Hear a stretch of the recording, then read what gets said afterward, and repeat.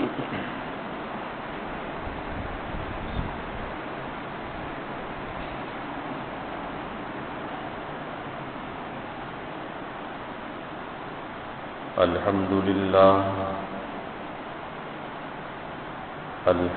لله نحمده ونستعينه ونستغفره ونؤمن به ونتوكل عليه ونعوذ بالله من شرور أنفسنا ومن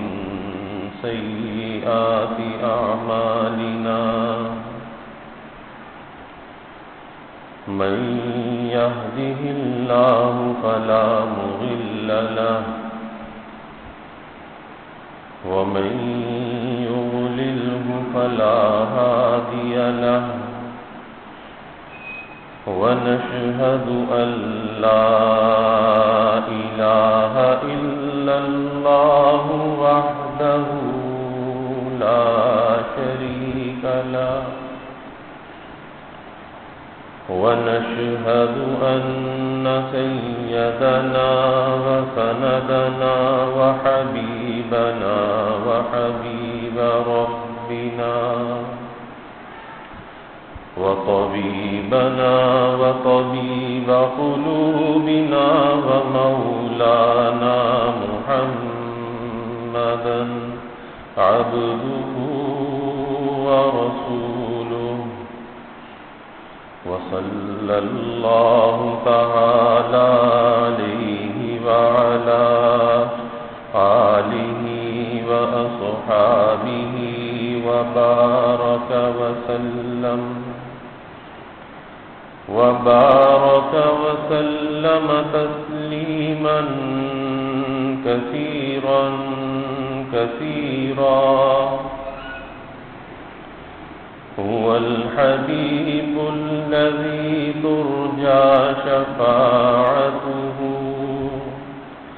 لكل حول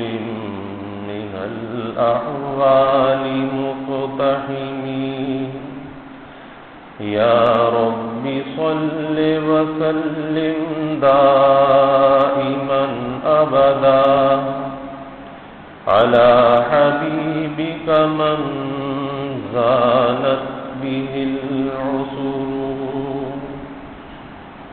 أما بعد فأعوذ بالله من الشيطان الرجيم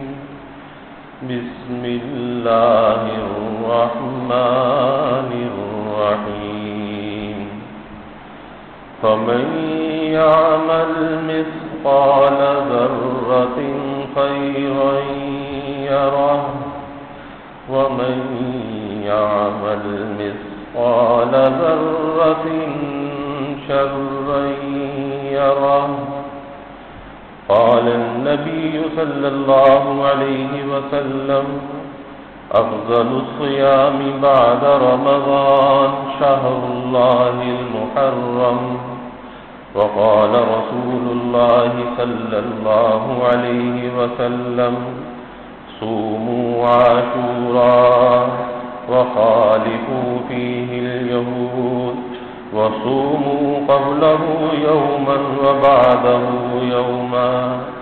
أو كما قال عليه الصلاة والتسليم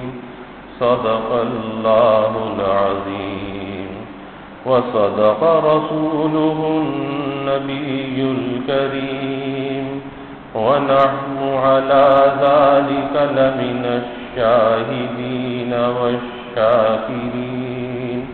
والحمد لله رب العالمين. توفیق الہی اپنے محبوب مرشد پاک کی برکت سے گزشتہ جمعے نئے سن ہجری کے آغاز پر کچھ باتیں اور کچھ واقعات عرض کیے جا رہے تھے کہ نئے سن ہجری کی ابتدا کہاں سے ہوئی، کس طرح سے ہوئی. رسول اللہ صلی اللہ علیہ وسلم کی ہجرت جو مکہ سے مدینہ کی طرف تھی اس کو کتنے سال گزر چکے، اور پھر امیر المؤمنین سیدنا عمر رضی اللہ عنہ کی جو شہادت کی تاریخ ہے وہ یکم محرم الحرام ہے۔ اس پر تفصیل کے ساتھ واقعات عرض کیے گئے۔ اکثر لوگوں کے ذہن میں ایک بات ہے کہ وہ یہ سمجھتے ہیں کہ محرم کے مہینے کو یا عاشورے کو جو فضیلت حاصل ہے یا اس کی اہمیت ہے تو وہ واقعہ کربلا کی وجہ سے ہے، حالانکہ ایسا نہیں ہے۔ یہ محرم کا مہینہ ماضی کی امتوں میں بھی احترام والا مہینہ تھا، اس مہینے کا احترام کیا جاتا تھا، اس مہینے میں آپس کی لڑائیوں کو بند کر دیا جاتا تھا، اور پہلے انبیاء علیہ الصلوۃ والسلام بھی عاشورے کا روزہ رکھا کرتے تھے۔ تو اس مہینے کا جو احترام ہے وہ ماضی بعید سے چلا آتا ہے۔ ہاں، یہ ایک الگ بات ہے کہ اللہ رب العزت نے پیارے حبیب صلی اللہ علیہ وسلم کے نواسے آپ کے لخت جگر امام حسین رضی اللہ عنہ کی شہادت کے لیے جس دن اور مہینے کا انتخاب فرمایا وہ بھی محرم کا مہینہ تھا، لیکن اس کی فضیلت پہلے سے چلی آتی ہے۔ اگر ہم اسلام کی تاریخ کو اٹھا کر دیکھیں تو اسلام کی تاریخ قربانیوں سے بھری پڑی ہے، قربانیوں سے عبارت ہے، اور آج اگر یہ اسلام صحیح شکل میں محفوظ حالت میں ہم تک اگر پہنچا ہے تو یہ بڑی قربانیوں کے بعد ہم تک پہنچا ہے، اور وہ تمام قربانیاں جو اس دین کے لیے، اس اسلام کی سربلندی کے لیے دی گئیں، وہ ہم سب کے لیے ایک ایسا باب ہے، ایک ایسا روشن باب ہے کہ جس کے ذریعے سے آج بھی انسان جب ان واقعات کو سنتا ہے، پڑھتا ہے، تو ایک ہمت کا خزانہ انسان کے اندر پیدا ہوتا ہے کہ جب ہمارے اسلاف نے، ہمارے بڑوں نے اس دین کی سربلندی کے لیے اپنی جانوں کے نذرانے پیش کیے ہیں، تو پھر ہمیں اس دین کی حفاظت کے لیے، اس کی سربلندی کے لیے کتنا قربانی کے لیے تیار رہنا چاہیے۔ ان واقعات اور حالات سے ہمیں اس بات کا سبق ملتا ہے۔ باقی رہی یہ بات کہ اسلام نے خوشی اور غمی ہر موقع کے احکام کو بیان کیا ہے کہ اگر کسی انسان کو خوشی ملتی ہے تو اسے اس خوشی کے موقع پر کیا کرنا چاہیے، اور اگر کوئی رنج اور غم کا، صدمے کا واقعہ پیش آتا ہے اسے رنج اور صدمے کے موقع پر کیا کرنا چاہیے۔ اسلام ہماری رہنمائی کرتا ہے، اور ایک ایمان والے انسان کی زندگی کا تقاضا یہ ہے، اس کے ایمان کا تقاضا یہ ہے کہ اسے اپنے اسلام کے اور ایمان کے تقاضوں کو پورا کرنا چاہیے اور ان تقاضوں کے تابع ہو کر اپنی زندگی کو گزارنا چاہیے۔ ہمارا دین ہمیں بتاتا ہے کہ اگر انسان کو کوئی خوشی میسر آتی ہے تو اسے خوشی کے موقع پر اللہ کے سامنے سر بسجود ہو جانا چاہیے، اپنے مالک اور خالق کا شکر گزار ہونا چاہیے، اور اللہ کی نعمت کی دل سے قدردانی کرنی چاہیے، اللہ کی نعمت کو اللہ کی مرضی میں استعمال کرنا چاہیے۔ اور اگر کوئی رنج کا واقعہ پیش آتا ہے، اس رنج کے واقعہ پر، اس دکھ اور تکلیف پر انسان کو صبر کرنا چاہیے، انسان کو جزا فضا نہیں کرنی چاہیے، آہ و بکا نہیں کرنی چاہیے، اور اللہ کی رضا میں راضی رہنا چاہیے۔ یہی وجہ ہے کہ شریعت اسلامیہ نے کسی کے انتقال پر اگر سوگ رکھا ہے وہ 3 دن کا رکھا ہے کہ کسی کے انتقال پر 3 دن تک آدمی سوگ منائے اور پھر اس کے بعد اپنے کاروبار زندگی کے اندر مشغول ہو جائے۔ یہی وجہ ہے کہ اسلام سالگرہ اور برسی کے تصور کی نفی کرتا ہے۔ کیونکہ اگر سالگرہ اور برسی منائی جانے لگی تو ساری زندگی کا جو کاروبار زندگی ہے، دنیا کا کاروبار زندگی ہے، وہ تو معطل ہو کے رہ جائے گا کہ روز کسی کا یوم ولادت بھی ہے، روز کسی کا یوم وفات بھی ہے۔ تو پھر انسان سارے کاموں کو چھوڑ کر کسی کا یوم ولادت منا رہا ہوگا، سالگرہ منا رہا ہوگا اور کسی کا یوم وفات منا رہا ہوگا، تو ساری دنیا کا نظام چل نہیں سکتا۔ اس لیے اسلام نے اس تصور کی بھی نفی کی ہے۔ رہا یہ بات کہ اپنے پیاروں سے محبت ہوتی ہے، اپنے پیاروں کے ساتھ ایک تعلق ہوتا ہے، اس تعلق کا حق ادا کرنے کے لیے شریعت نے ہمیں یہ تعلیم دی کہ اپنے ان پیاروں کو ہمیشہ یاد رکھو، ان کی قربانیوں کو یاد رکھو، ان کی قربانیوں کو اپنے لیے مشعل راہ بناؤ اور ان کے بتائے ہوئے راستے پر چلو کہ جس دین کے لیے انہوں نے عزیمت کو اختیار کیا، اپنی جانوں کے نذرانے پیش کیے، کم از کم تم اتنا تو کر سکتے ہو کہ اس دین پر چلنے کے لیے اگر جانوں کے نذرانے پیش نہیں کر سکتے تو اپنی خواہشات کو تو قربان کر سکتے ہو، اسے اپنا مشعل راہ بناؤ اور پھر ان کے حق کو ادا کرنے کے لیے ان کے لیے ہمیشہ درجات کی بلندی کی دعا کرو اور ہمیشہ ان کے لیے ایصال ثواب کا اہتمام کرو اور قربان جائیے شریعت مطہرہ کے کہ شریعت مطہرہ نے ایصال ثواب کو اتنا آسان کر دیا کہ اس میں کسی وقت کی، کسی دن کی، کسی سال اور مہینے کی قید نہیں لگائی کہ آئندہ سال اگر وہ دن آئے گا تو جب ایصال ثواب کرنا، نہیں، شریعت نے ایسی کوئی قید بھی نہیں لگائی، جب چاہے جس وقت چاہے آپ ایصال ثواب کر سکتے ہو، جانی ایصال ثواب بھی کر سکتے ہو اور مالی ایصال ثواب بھی کر سکتے ہو۔ شریعت نے اتنی آسانی عطا فرما دی۔ تو پتہ یہ چلا کہ اصل چیز جو ہے وہ قربانی ہے اور اصل چیز اس مشن کو سامنے رکھنا ہے۔ آج ہوتا یہ ہے کہ ان ایام کے اندر جب یہ ایام آتے ہیں تو واقعہ کربلا کا ذکر ہوتا ہے اور اس واقعہ کو اس طرح سے حقائق سے ہٹ کر بیان کیا جاتا ہے کہ جس میں بہت سے صحابہ کی تنقیص ہوتی ہے۔ اور یاد رکھیے اللہ کے حبیب صلی اللہ علیہ وسلم نے فرمایا کہ اپنے صحابہ کے لیے فرمایا الصحابہ کلہم عدول، کہ میرے سارے کے سارے صحابہ عادل ہیں، عدل والے ہیں، اور ہم کسی بھی صحابی کے بارے میں نعوذ باللہ یہ عقیدہ نہیں رکھ سکتے کہ صحابہ میں سے کوئی حق سے ہٹا ہوا تھا یا صحابہ میں سے کوئی گمراہ تھا۔ یہ عقیدہ ہم نہیں رکھ سکتے ورنہ ایمان کا نقصان ہو جائے گا۔ سب کے سب عادل ہیں اور آپ نے یہاں تک فرمایا کہ تم جس کا بھی اتباع کرو گے تم کامیاب ہو جاؤ گے۔ یہی وجہ ہے کہ اللہ کے حبیب صلی اللہ علیہ وسلم نے دو چیزوں میں کلام کرنے سے منع کر دیا کہ ان دو چیزوں کے اندر تم کلام نہ کرو، تمہیں اس بات کی اجازت نہیں۔ ایک تو فرمایا کہ مسئلہ تقدیر کے اندر کلام نہ کرو کہ یہ مسئلہ ماننے کا ہے، یہ جاننے کا نہیں ہے۔ تقدیر پر ایمان لاؤ، تقدیر کے خیر پر بھی ایمان لاؤ اور تقدیر کے شر پر بھی ایمان لاؤ کہ یہ مسئلہ جاننے کا نہیں بلکہ ماننے کا ہے۔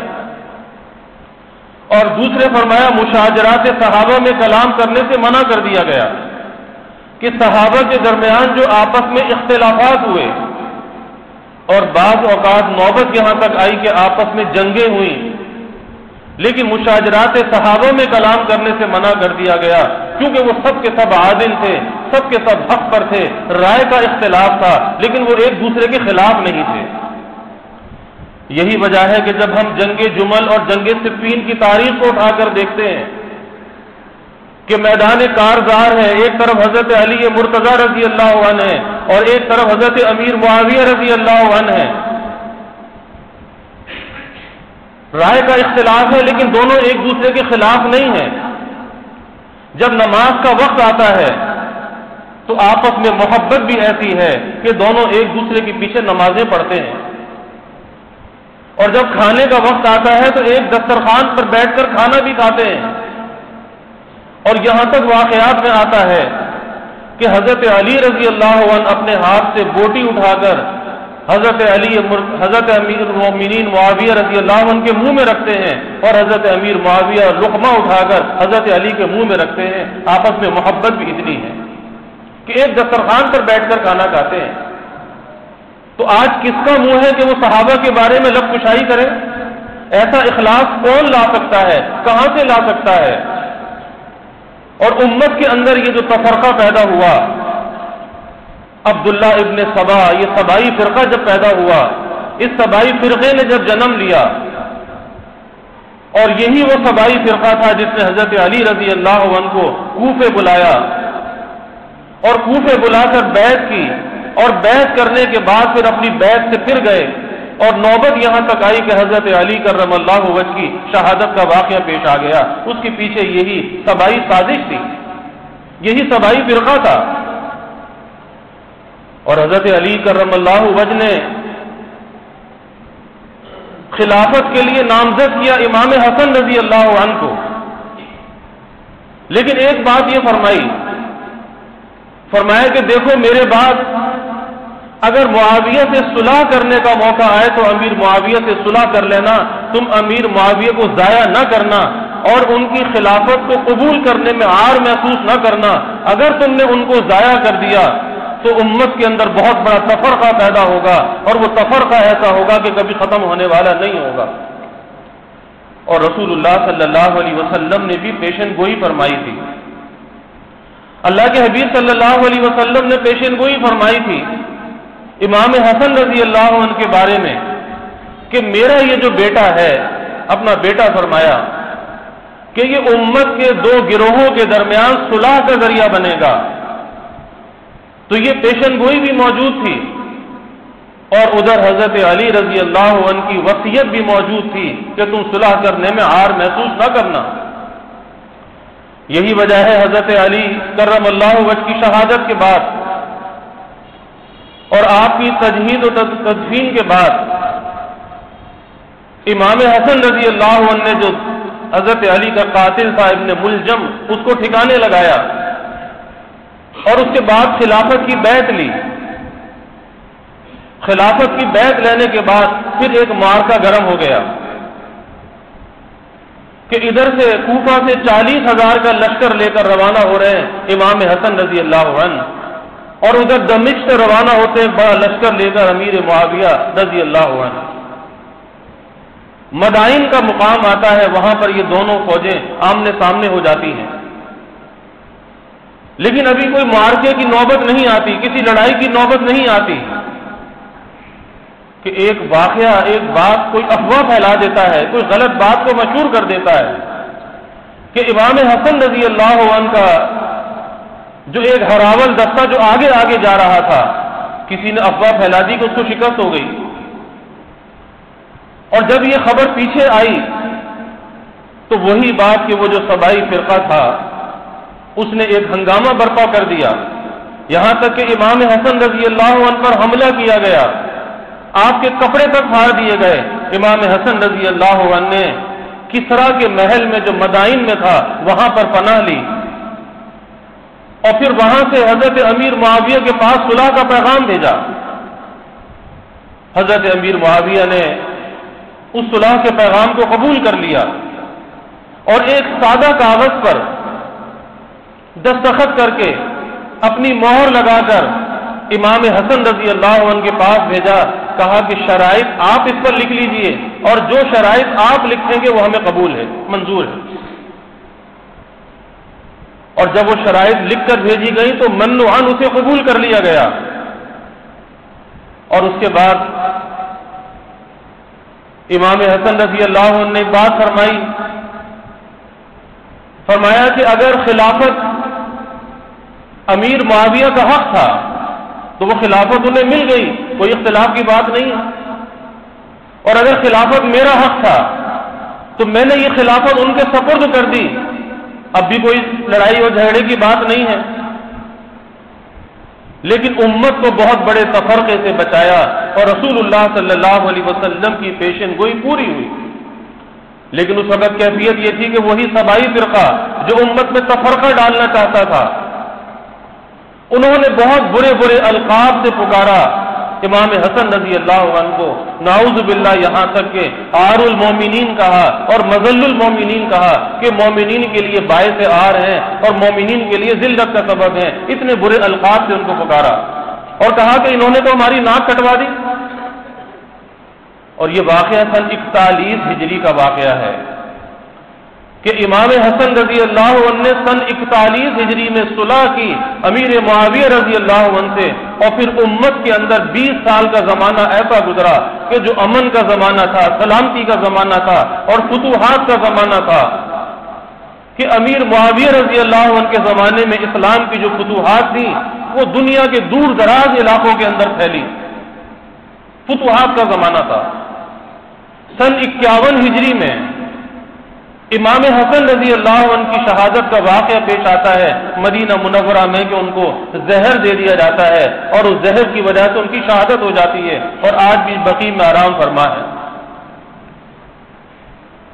پھر اس کے بعد یزید کی خلافت کا مرحلہ آتا ہے، ولی عہدی کا مرحلہ آتا ہے، اور اس زمانے کے اندر بڑے بڑے صحابہ موجود ہیں۔ حضرت مغیرہ ابن شعبہ رضی اللہ عنہ بڑے درجے کے صحابہ میں سے ہیں جو بیعت رضوان میں بھی شریک تھے، اور اس سے پہلے حضرت علی رضی اللہ عنہ کے ساتھ تھے، ان کے قابل اعتماد لوگوں میں سے تھے۔ انہوں نے مشورہ دے دیا امیر معاویہ کو کہ پہلے 5 سال سخت جنگ و جدال کے گزرے ہیں، خانہ جنگی کے گزرے ہیں، تو بہتر یہ ہے کہ آپ اپنے بعد کے لیے کسی کو ولی عہد نامزد کر لیجیے، اور پھر نام بھی یزید کا پیش کر دیا کہ یزید کو ولی عہد بنا دیجیے۔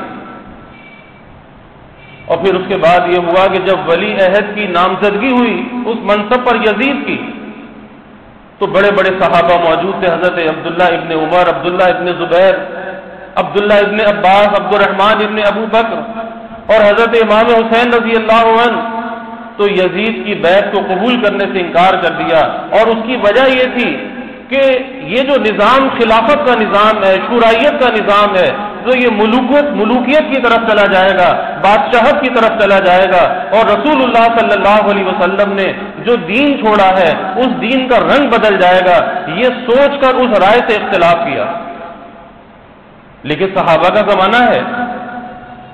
بڑے بڑے صحابہ موجود ہیں، اس میں اختلاف کرنے والے بھی موجود ہیں اور اس میں بیعت کرنے والے بھی موجود ہیں کہ جنہوں نے اس کے ہاتھ پر بیعت بھی کی۔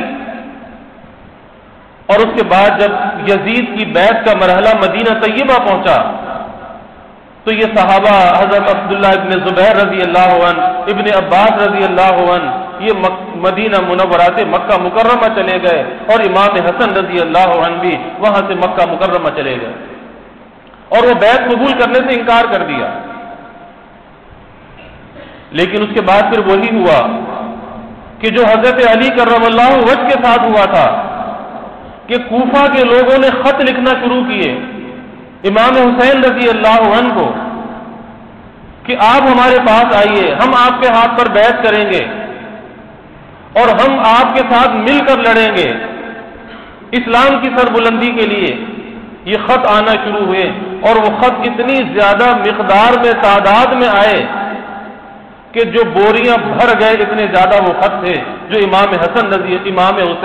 رضی اللہ عنہ کے پاس آئے اور جو کوفہ کے لوگوں نے لکھے تھے۔ اب انہوں نے جانے کا ارادہ کیا کہ مجھے جانا چاہیے اور اسلام کا جو اصل مزاج ہے اس اصل مزاج کو بحال کرنا چاہیے۔ اب یہاں پر ایک اجتہادی رائے تھی اور رائے کا اختلاف تھا کہ بعض صحابہ منع کرتے تھے لیکن ان کا اصرار تھا کہ ہمیں وہاں پہ جانا چاہیے اور جا کر ہمیں اسلام کے صحیح مزاج کو بحال کرنا چاہیے کہ جو خلافت کا نظام ہے، جو شورائیت کا نظام ہے۔ لیکن صحابہ نے منع کیا، کہا کہ آپ ان کوفہ کے لوگوں پر بھروسہ نہ کیجیے، انہوں نے آپ کے والد کے ساتھ بھی دھوکہ کیا، آپ کے بھائی کے ساتھ بھی دھوکہ کیا، آپ ان پر بھروسہ نہ کیجیے۔ لیکن وہی بات کہ بہت سے واقعات ایسے ہوتے ہیں جو مقدر ہو چکے ہوتے ہیں اور وہ واقعات ہو کر رہتے ہیں، اور اسلام کی تاریخ ایسے واقعات سے بھی بھری پڑی ہے کہ اللہ تعالیٰ کی مشیت ہے کہ اپنے پیاروں پر جاری ہو کر رہتی ہے۔ آپ دیکھ لیجئے رسول اللہ صلی اللہ علیہ وسلم طائف گئے، آپ کو پتھر لگے، آپ کی پنڈی لہو لہان ہو گئی، جوتی مبارک خون سے بھر گئی۔ اب اس کے بعد حضرت جبرائیل علیہ السلام ملک الجبال کو لے کر آتے ہیں، پہاڑوں کے فرشتے کو لاتے ہیں کہ آپ اگر حکم فرمائیں، یہ فرشتہ آپ کے تابع ہے، ان دونوں پہاڑوں کو ملا دیا جائے اور اس بستی کو پیس دیا جائے۔ لیکن وہی بات کہ اللہ کی مشیت تھی کہ اپنے پیارے نبی پر بھی جاری ہو کر رہی، کیا اس سے پہلے حفاظت نہیں ہو سکتی تھی؟ ہو سکتی تھی، لیکن وہی بات کہ اللہ کی مشیت ہے جو اپنے پیاروں پر جاری ہو کر رہتی ہے۔ غزوہ احد ہے، اللہ کے حبیب صلی اللہ علیہ وسلم کا دندان مبارک شہید ہوا، آپ کے چہرے پر زخم لگا، تو کیا آپ کی حفاظت فرشتوں سے نہیں ہو سکتی تھی؟ ہو سکتی تھی، لیکن اللہ کی مشیت ہے، اپنے پیاروں پر جاری ہو کر رہتی ہے، اللہ کی قضاء و قدر کے فیصلے ہیں۔ تو ان حضرات نے روکا، حضرت ابن عباس، ابن عمر رضی اللہ عنہ نے روکا کہ خدارا آپ نہ جائیے، ان لوگوں نے پہلے بھی دھوکہ کیا ہے، پھر دھوکہ ہوگا۔ حضرت امام حسین رضی اللہ عنہ نے یہ کیا کہ اپنے چچا زاد بھائی مسلم بن عقیل کو پہلے سے بھیج دیا کہ تم وہاں جا کر وہاں کے حالات کی مجھے اطلاع کرو کہ وہاں پہ حالات کس قسم کے ہیں۔ اور مسلم بن عقیل بیٹے ہیں عقیل ابن ابی طالب رضی اللہ عنہ کے، حضرت علی کے بھائی ہیں عقیل ابن ابی طالب۔ انہوں نے وہاں جا کر اطلاع کی کہ ہاں حالات اچھے ہیں، آپ آ جائیے۔ جب انہوں نے روانہ ہونے کا ارادہ کیا، پھر منع کیا گیا، اور پھر یہاں تک کہا گیا کہ دیکھیں کہ اگر آپ جانا چاہتے ہیں تو خدا را اپنے اہل خانہ کو، اہل بیت کو، بچوں کو، خواتین کو آپ لے کے نہ جائیں، کہیں ایسا نہ ہو جیسے حضرت عثمان رضی اللہ عنہ کے ساتھ مدینہ طیبہ میں ہوا کہ ان کے گھر والوں کے سامنے حضرت عثمان رضی اللہ عنہ کو ذبح کر دیا گیا، کہیں آپ کے ساتھ بھی ایسا نہ ہو کہ آپ کے گھر والوں کے سامنے آپ کو بھی ذبح کر دیا جائے۔ لیکن وہی بات کہ وہ کوہ استقلال تھے، ایک عظیمت کا کوہ گراں تھے، استقامت کا ایک پہاڑ تھے، وہ روانہ ہو گئے امام حسین رضی اللہ عنہ۔ اور جب یہ قافلہ راستے میں پہنچا، ابھی منزل پر نہیں پہنچا تھا کہ اطلاع ملی جس چیز کا خطرہ تھا، جس بات سے منع کیا جا رہا تھا کہ کوفہ والوں نے مسلم بن عقیل کو شہید کر دیا، ان کو قتل کر دیا۔ جب یہ اطلاع ملی، اب امام حسین رضی اللہ عنہ نے اس بات میں سوچنا شروع کیا کہ اب ہمیں یہاں سے واپس جانا چاہیے کہ ان لوگوں نے پھر دھوکہ کیا کہ مسلم بن عقیل کو شہید کر دیا۔ لیکن اس کے بعد پھر یہ ہوا کہ مسلم بن عقیل کے جو گھر والے تھے، ان کے خاندان کے لوگ تھے، وہ کھڑے ہو گئے اور انہوں نے کہا کہ ہم ان کی قتل کا بدلہ، شہادت کا بدلہ ہم ضرور لیں گے اور ہم یہاں سے واپس نہیں جائیں گے۔ تو ظاہر ہے کہ امام حسین رضی اللہ عنہ نے ان کے ساتھ وفا کی اور پھر ان کے ساتھ آگے روانہ ہوئے اور یہاں تک کہ یہ قافلہ کوفہ پہنچ گیا۔ اور وہاں پہنچنے کے بعد اس علاقے کا جو گورنر تھا عبید اللہ ابن زیاد تھا، وہ 1000 کا لشکر لے کر وہ مقابلے کے لیے آ گیا، اور دوسرا لشکر عمر ابن سعد،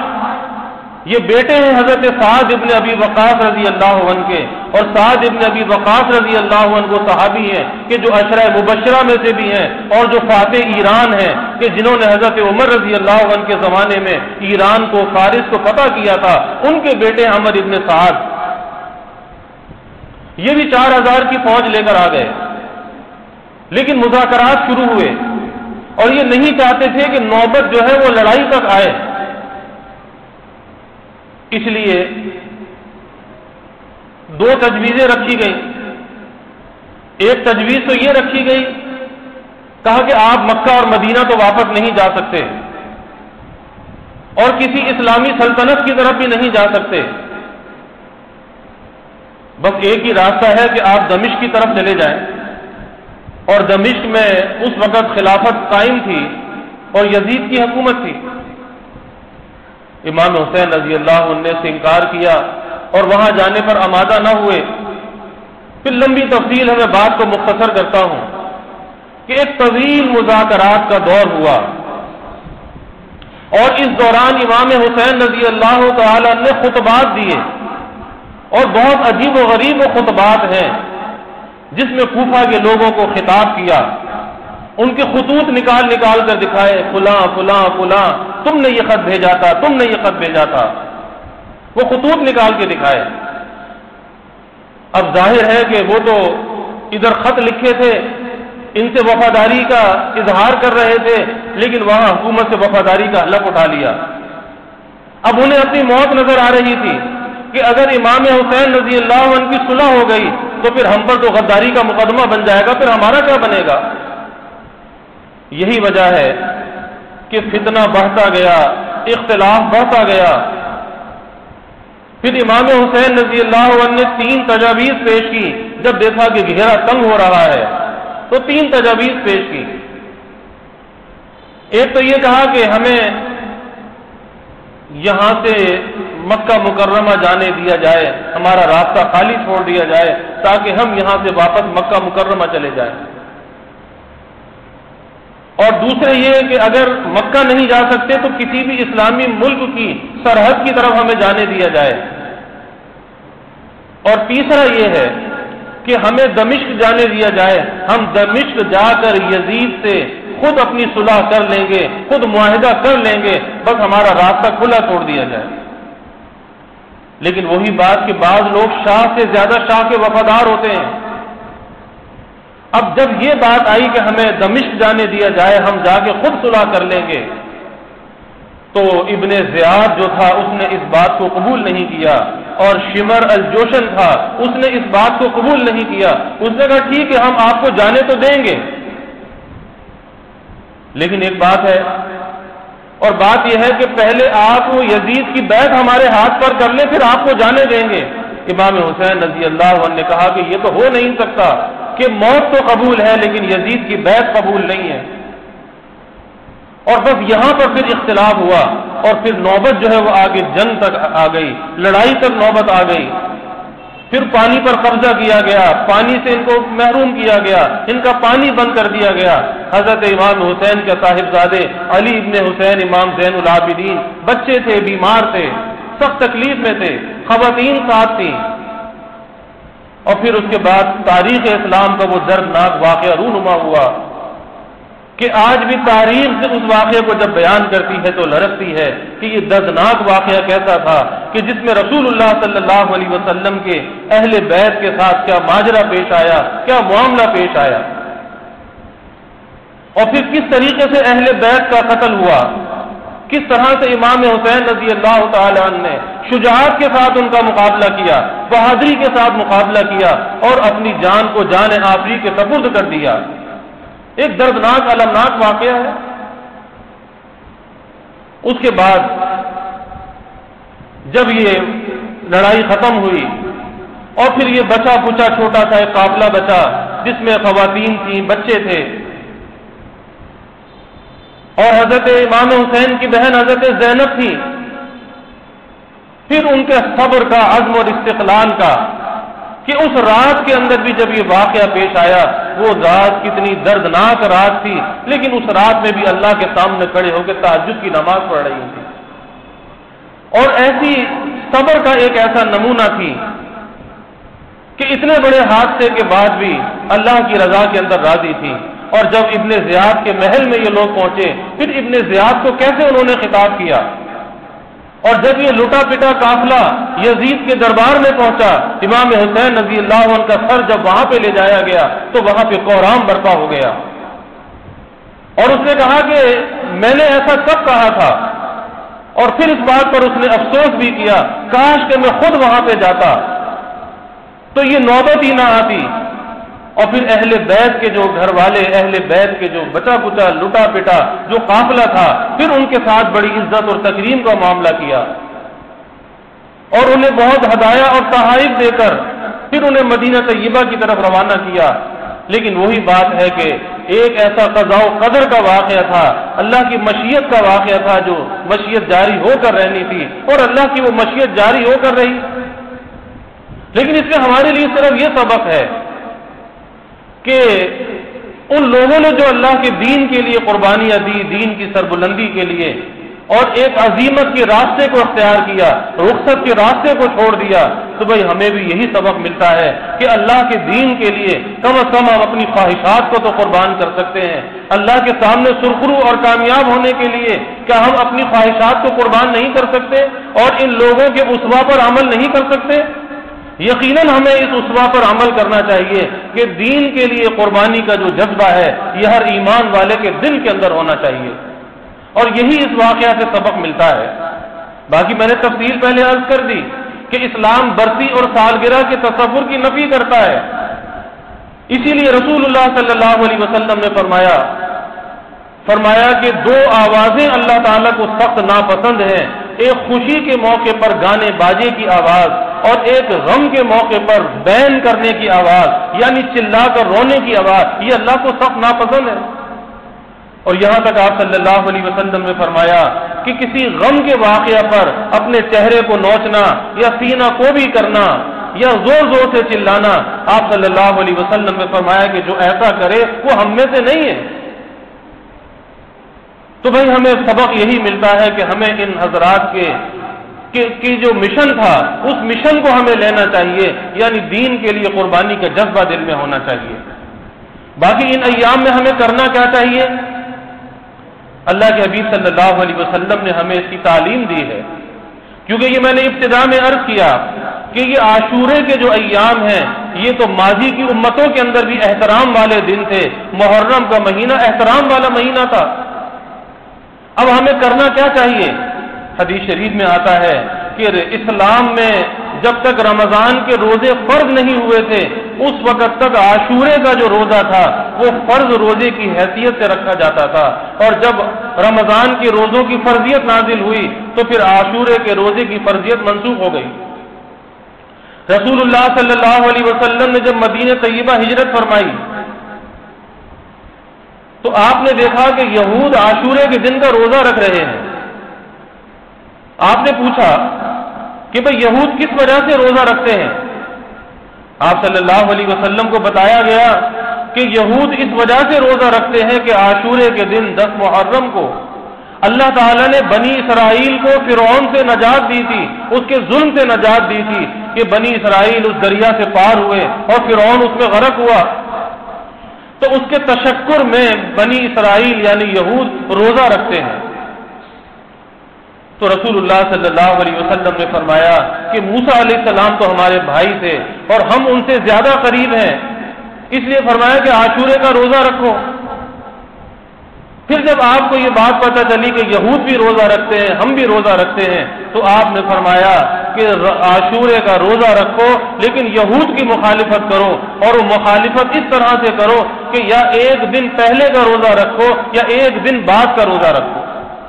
یعنی 10 محرم کے ساتھ یا 9 محرم کا روزہ شامل کرو یا 11 کا شامل کرو، 9-10 کا رکھو یا 10-11 کا رکھو، اس معاملے کے اندر بھی یہود کی مخالفت کرو۔ اب یہاں سے پتہ چلا کہ روزہ ایک عبادت ہے، لیکن اللہ کے حبیب صلی اللہ علیہ وسلم نے ایک عبادت میں یہود کی تشبہ کو پسند نہیں فرمایا۔ اس سے اندازہ لگا سکتے ہیں کہ پھر کسی اور معاملے کے اندر یہود کی، نصارہ کی، ہنود کی تشبہ کو کیسے پسند کیا جا سکتا ہے؟ عبادت میں بھی تشبہ کو پسند نہیں کیا گیا۔ اور اللہ کے حبیب صلی اللہ علیہ وسلم نے فرمایا کہ یہ عاشورے کا جو روزہ ہے یہ 1 سال گزشتہ کے گناہوں کا کفارہ ہو جاتا ہے، یعنی جو عاشورے کا روزہ رکھے 1 سال گزشتہ گناہوں کی، اور اس سے مراد گناہ صغیرہ ہیں، اس کی معافی کا یہ ذریعہ بن جاتا ہے۔ اور 2 کام آتے ہیں، ایک تو یہ کہ عاشورے کا روزہ رکھو، اس کے ساتھ 9 یا 11 کا شامل کر لو، اور دوسری بات آپ صلی اللہ علیہ وسلم نے یہ بیان فرمایا کہ جو عاشورے کے دن اپنے اہل خانہ پر کھانے پینے میں کشادگی کرے، اپنے دسترخوان کو وسعت دے، تو اللہ تعالیٰ اس کی برکت سے سارا سال اسے رزق کی برکت عطا فرماتے ہیں، یعنی سارا سال اس کا رزق کشادہ رہتا ہے جو عاشورے کے دن اپنے گھر کے دسترخوان کو کشادہ کرے۔ اب اس کا یہ مطلب نہیں کہ آدمی کو دیگے بنا کے کو تقسیم کرے، کیونکہ آج ہوتا یہ ہے کہ ہم بجائے شریعت پر عمل کرنے کے اپنی طبیعت کے تقاضوں کو پورا کرتے ہیں. ہم غیر اللہ کے نام کی نظر و نیاز کرنے لگتے ہیں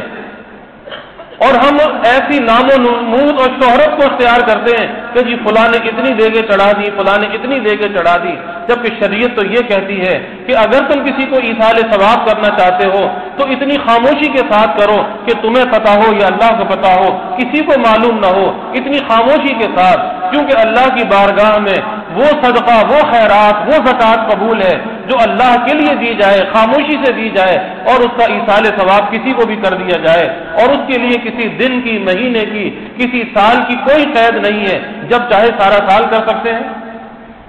تو یہاں پر دسترخوان کو کشادہ کرنا ہے کہ اپنی حیثیت کے مطابق آدمی اپنے دسترخوان کو کشادہ کرے اور اس کے بعد اللہ تعالیٰ اس کی برکت سے سارا سال رزق میں وسعت عطا فرماتا ہے. بس یہی دو کرنے کے کام ہیں جو ہمیں احادیث مبارکہ سے ملتے ہیں. باقی اس کے علاوہ جو کچھ بھی زمانے نہ ہو رہا ہے وہ کسی اور کا طریقہ تو ہو سکتا ہے، ہم کسی کے طریقے پر نکیر نہیں کرتے، لیکن یاد رکھیے کہ ہمیں اپنے عقیدے کی حفاظت کرنی ہے. اس لیے دنیا میں کوئی جو چاہے کرے، اس سے ہمیں کیا سروکار ہے؟ ہمیں اپنے ایمان کی حفاظت کرنی ہے، ہمیں اپنے اسلاف کے، صحابہ کے نقش قدم پہ چلنا ہے، اور وہ نقش قدم، وہ طریقے آج موجود ہیں. اس لیے اللہ سے ان ایام کی برکت بھی مانگنی چاہیے، اور جو احادیث مبارکہ میں جن کاموں کے کرنے کی ہمیں تعلیم دی گئی ہے ان کاموں کو ہمیں اختیار کرنا چاہیے. اللہ تعالیٰ اس عاشورے کی برکات ہمیں نصیب فرمائے اور اس عاشورے کی برکات سے سب کو مالا مال فرمائے. ان ایام کے اندر جو خیر ہے اللہ وہ خیر ہم سب کو عطا فرمائے، اور جو شر ہے اللہ اس سے سب کی حفاظت فرمائے. وآخر دعوانا الحمدللہ.